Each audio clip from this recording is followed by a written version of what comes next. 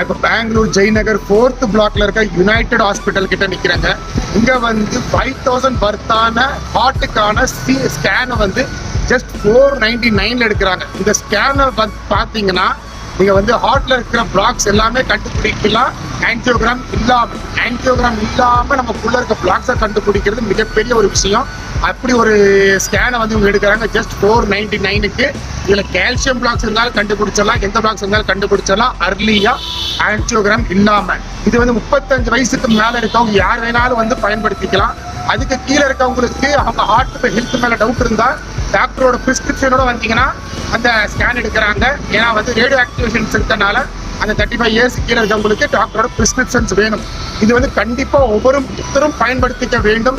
ஏன்னு கேட்டீங்கன்னா இப்போ ரீசெண்டாக வந்து ரொம்ப சின்ன வயசு பையனுக்கு ஹார்ட் அட்டாக் ஆகி இறந்தது ரொம்ப டிஸ்டர்ப்டாக இருக்குது.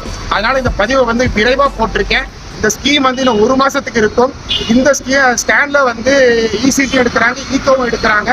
ரொம்பவே யூஸ்ஃபுல்லான ஒரு விஷயம்.